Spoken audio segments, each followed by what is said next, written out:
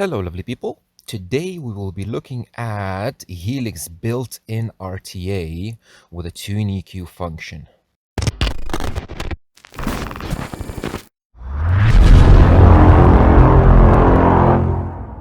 So this video is quite long overdue, and a lot of people know how to use it. A lot of people use SetEQ, AutoSet, but we're gonna touch the TuneEQ because it's the most kind of automatic thing, and it's really easy to use.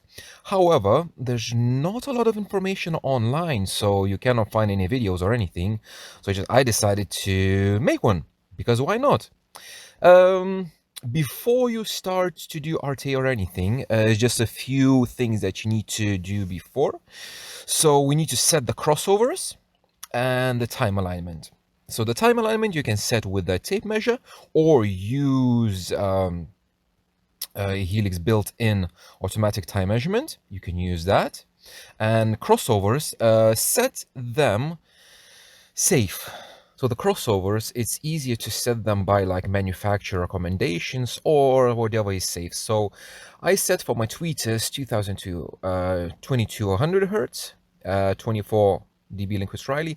And for this purpose, because it's just a basic tune, and this is supposed to be basic tune, basic and fast, what I did, I set everything at Linquist Riley 24 dB just to be on the safe side, and it's just for the easiest possible way. So all tweeters, Linquist Riley 24 2200, mids, I set them 220 hertz Linquist Riley 24, and as well same 220 Linquist Riley 24.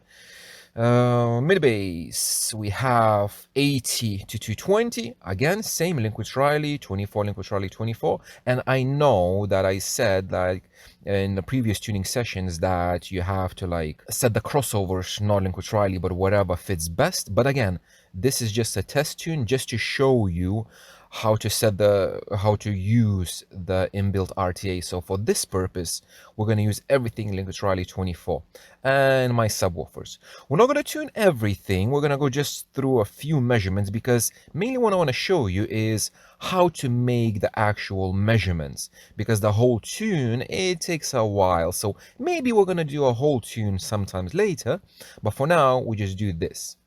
Now, if you click on the RTA window here, we're gonna go here in the corner. We can have some RTA settings.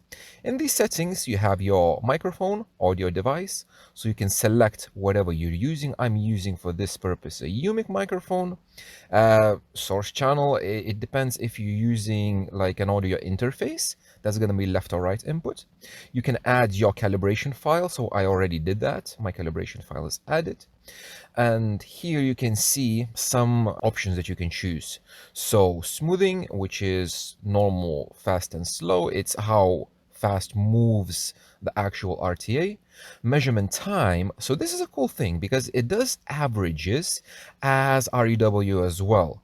So for this particular purpose, I have a microphone in my headrest, so it's a stationary microphone. However, you can use a moving microphone method. If you're sitting in the driver's seat, you just choose a longer time and do sweeping averages around your head. So you can use a moving microphone method, easy for that.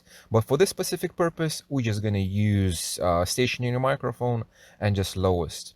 Resolution for RTA, again, you can use 1/3 for tweeters, 1/6 for the mid-range, 12 for the mid bass, and 24 for subwoofers, whatever you want. For this particular purpose, I'm just gonna stick to 1/6 for everything because why not? Style of RTA, bar, line, or impulse. I like lines. I don't like bars. So like this, here you can see this red line. It's not active yet. I'm gonna start. It's just a line. I love lines. I don't like bars. So for this, I'm gonna stick to bars. And this, these ones, TuneEQ and AutoSet, is something similar to where you have in REW, AutoSet EQ, and you have like how close you want to go to the target and how much do you want to boost. So we're gonna leave it at default, whatever that is. And this. So this on the left is your house curve, whatever you're aiming for.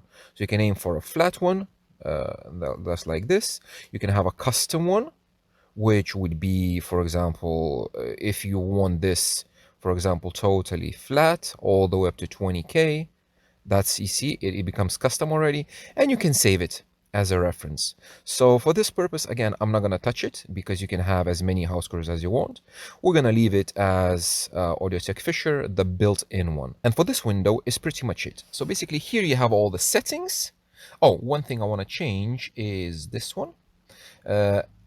Y-axis scaling. So I prefer to see a bit more down, that is into the crossover. So I'm going to choose from plus 25 to minus 50, which is, if I'm going to go back, which is this scaling. So you have plus 25 here and minus 50 here. So this is relative dB scale. It doesn't depend on like your loudness, as loud as you play. Now here in this window, the tuning mode, we're going to use, as I mentioned, TuneEQ, which is, I want to say, most advanced. Here at the top, you have M1, M2, M3, which is memory slots for your measurements. If you want to save some graphs, so you can do that. This graph is always on top. You can change the settings, you can do whatever you want here, and basically this RTA window always going to stay on the top, and it's perfect, so you're not going to lose it. Now, at the bottom, here you have channel filter target mode.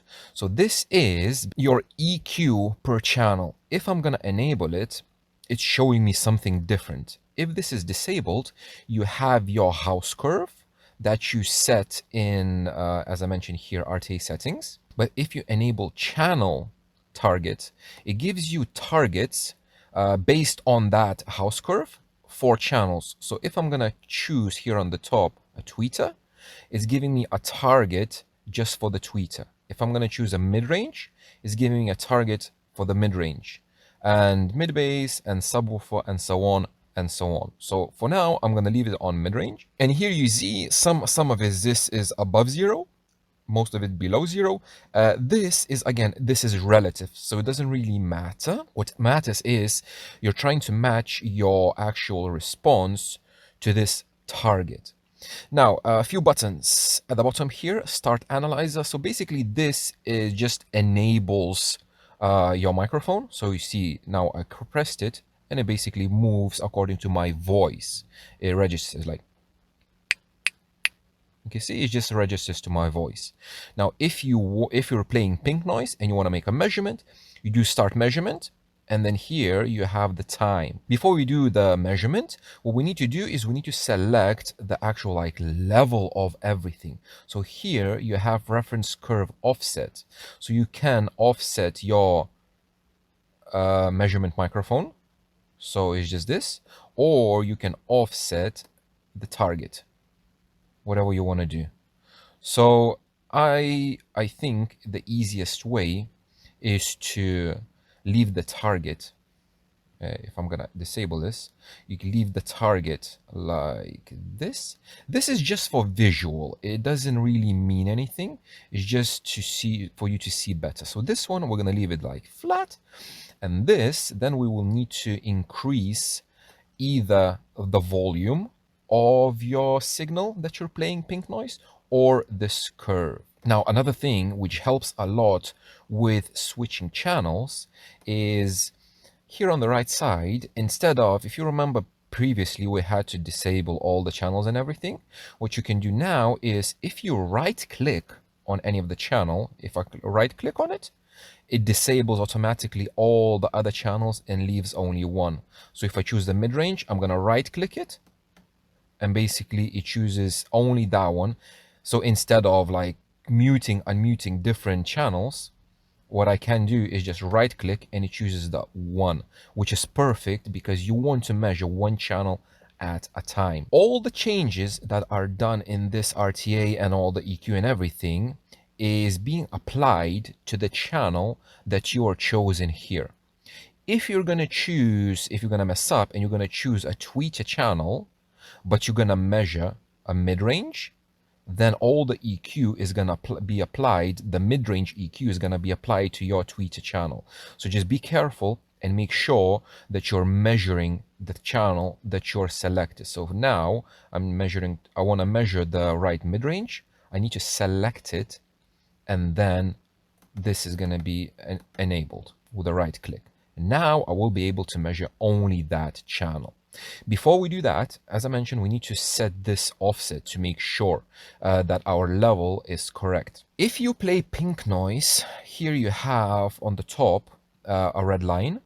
And if you increase the volume, that line is going to go green or red depending on the level, which is a very good indication. Basically, Audio-Tech Fisher tells you how loud you need to play your pink noise, because a lot of times people ask how loud you need to play the pink noise. Is it very loud? Is it not very loud? So this is an indication. Now what I'm going to do is I'm going to play some pink noise, so you're going to hear the shh. I'm going to play it, and you're going to see how loud is it and what it shows.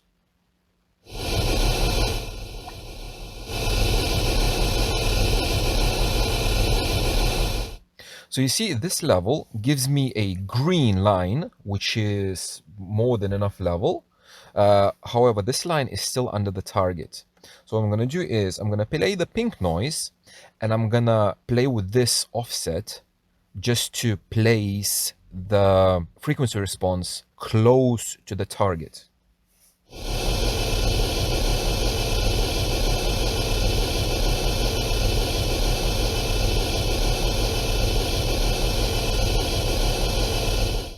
Yeah, that's going to be something like this. So now we have the whole system level, something similar to the target. And now we can do the individual drivers. So to do that, I'm going to start with the mid-range. So I'm going to choose the left mid-range here. I'm going to right-click it. It disables all the other outputs and leaves only one. Now, if I'm going to enable channel filter, it gives me a target for that mid-range. If I'm going to choose a different driver like a tweeter, it's going to give me a target for the tweeter. So basically this gives you targets for individual drivers. That's a mid-bass target. So left mid-range. I have selected left mid-range. I have enabled the left mid-range only and nothing else. Now I'm going to just double check the level.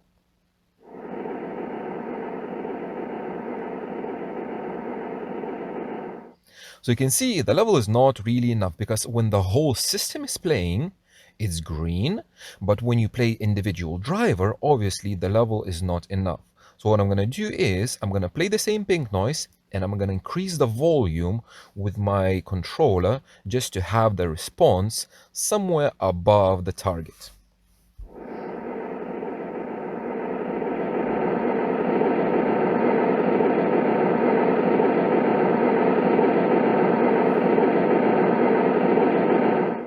That's perfect. We have a slope matching here, we have a bit too much energy here, and we have enough level. So now we can do a measurement. I'm going to play pink noise, and then I'm going to click this start measurement and watch the time. As we said, it's 10 seconds. So it takes 10 seconds to take one measurement. Let's do that.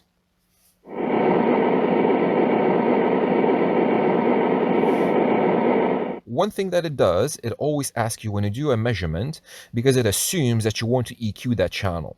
It's going to ask you, are you sure you want to do that? Because it's going to erase all the EQ that is already applied in that channel. Why band 3 to 29 and on 1 to 2?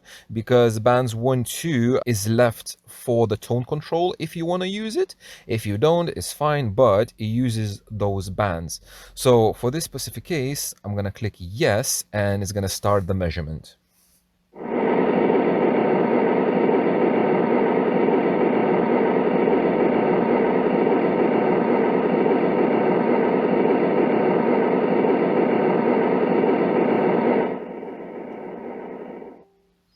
Cool, I'll stop the pink noise because the measurement is done, and this is your measurement. If you want to save it, choose whichever you want memory slot and right click on it. So if you left click it, it says please save measurement by clicking the right. If I'm gonna right click it, it saves the measurement. It saves in bars, so you can enable it or disable it. Now we can see that my response is way too high for this specific target. So what I would need to do is I would need to probably reduce the crossover here. So if you will choose to reduce the crossover here and increase it, you can see that the target changes as well. So this target is tied to the crossover. However, one way to kind of go around it is if you increase the crossover. So let's say I'm gonna have like 300, but I can click here, which is the target. So this on the left one, target for the high pass and target for the low pass. I'm gonna click on this and I'm gonna change it back to 220 because I need this target to be like my acoustical target. And we know that acoustical targets do not match with electrical crossovers. So I changed the target. I have the crossover different. Now I'm going to take another measurement to see if it looks better.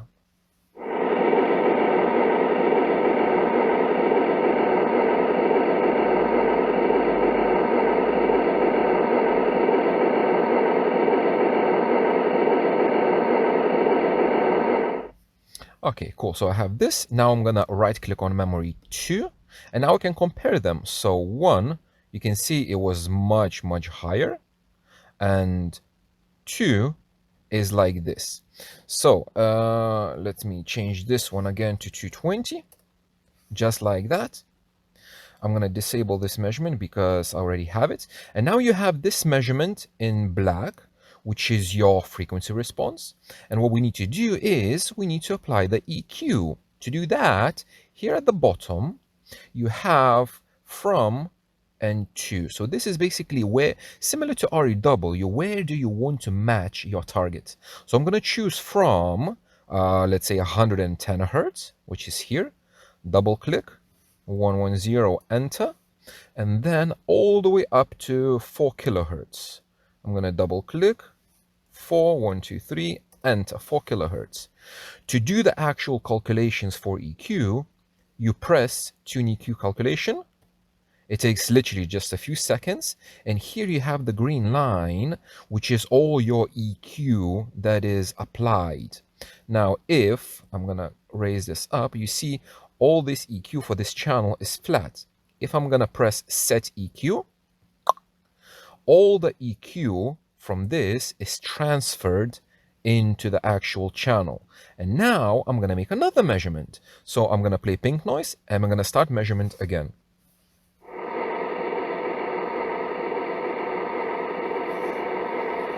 Now, the second time, again, when you want to measure every time on the same channel, is going to ask you to remove, do you want to remove the EQ?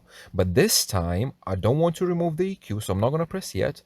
I just want to measure because I will not be adjusting this channel. So I'm just going to measure.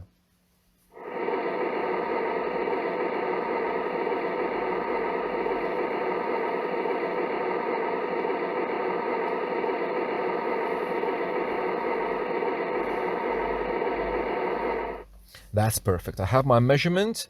I'm going to right click on M4 and I'm going to save this measurement. So we have, which was it? M2 before EQ and M4 after EQ. So you see that the auto EQ did a perfect job in matching my response to the target. So this is just one mid-range. Let me very quickly do the second one so you can see how fast it actually is.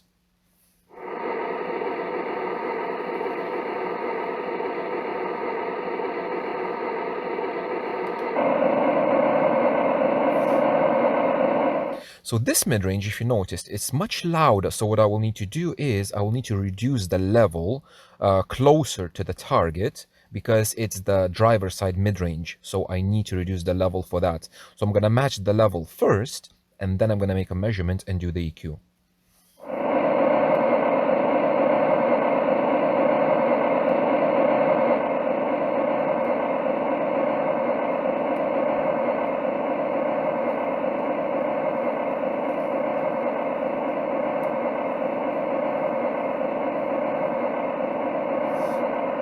Another thing that I'm going to do, I'm going to change the crossover slightly higher. So I'm going to put 250. And I just need to remember here to put it back at 220 as it was acoustical.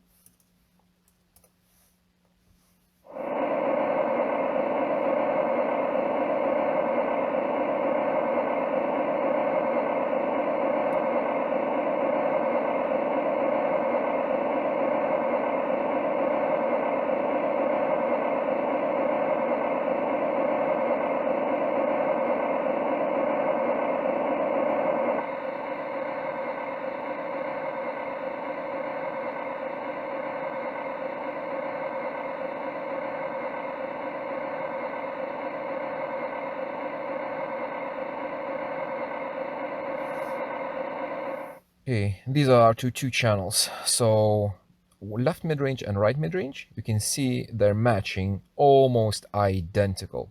So you saw that to EQ one channel, it takes well two measurements if you want to do so, 20 seconds and literally another 20 seconds. So in 1 minute, you can do one channel. And in this demo, what I'm doing, we already have two channels fully EQ'd. So let's do just one more thing, just a tweeter, just because why not? I'm gonna enable and I'm gonna do everything without talking.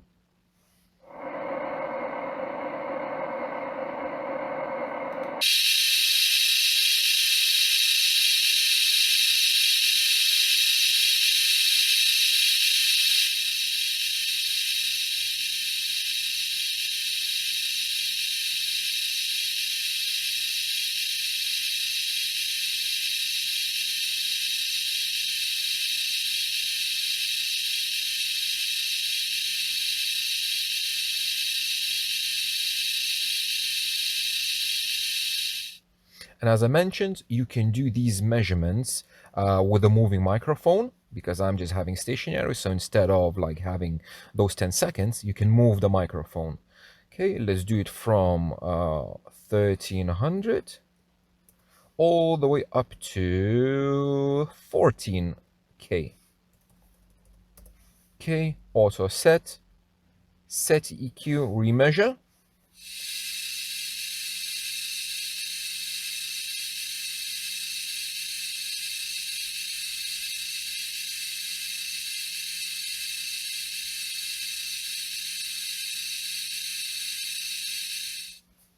And that's it. And I have my measurement. You can see that this thing is so fast. Now, yes, it's not going to be as accurate as with REW. However, it's super fast and very easy when you get the hang of it. Some preparation with the RTA settings window, when you set everything, when you have your target. The only thing is, enable the channel that you want with a right click. Then you check the level. If you need to reduce the level slightly bit, maybe change the crossover or something, take a measurement, do the auto calculation, set from where to where, set the EQ, it's transferred automatically into your bottom window, and you're gonna see this, and it's gonna be like, oh my god, there's so much EQ. It's like it's using 29 bands for the tweeter. It's so much. You can change that. If you go to RTA and go to the settings, here you have the max deviation for TuneEQ and auto set. So max deviation now is 0.1 dB, which is very low. Basically what it's trying to do, it's trying to match the response to the target as close as possible. And you're going to see here that the gain on this is, look, half a dB, 1.4 dB, 2 dB, 0.6 dB. It's very little gains. So if you want to change that, if you don't like that it uses a lot of EQ, instead of half a dB, have 1 dB or have 2 dB. You can change it to whatever you want. But basically this, I just literally played with it today. It took me maybe half an hour to figure out how it works. It's super easy. It's very useful for basic fast setup without using REW or anything. It's such a great tool. I cannot really say anything bad about it. Now, yes, if you want more adjustability, if you want to see more graphs, for example, the scaling you cannot change. You cannot change the X, Y axis. These, for example, the graphs, you cannot name them. You just have memory 1, 2, 3, whatever. So it has some limitations, but again, this tool is not going to be used for super high-end competition tunes, because for that you need probably more resolution. It depends on what you're aiming for. But for a daily tune, this is so cool. So Audio Tech Fisher, well done for this tool. This is an amazing tool for people who don't have REW. Just buy a microphone and you can do everything in here. Just it takes a bit more time to do the whole all of the drivers, and with all this speed you can really try different targets. So you just change the target and redo it, because it's gonna take well, maybe 10, 15 minutes to level match and everything. So it's very easy. The only kind of downside is for me personally, because I like to do my EQ with very high resolution. So this goes up to 1/24th. And the thing is with this, sometimes you cannot see a cancellation. However, if you see in this, you don't have, it is using a parametric EQ. So yeah, and some of these Qs are kind of high, like 15, but it's only minus 1.3. So it has limitations, of course, but you can change it by changing the settings. You can EQ using 1/3 and just a higher target deviation of like maybe 1 or 2 dB, and that's gonna minimize your EQ work. But in general, a super, super cool tool. If you have any questions, pop it under the video or contact me directly, and maybe I will be able to answer them for you. In any case, thank you very much for watching, guys, and I will see you in the next one.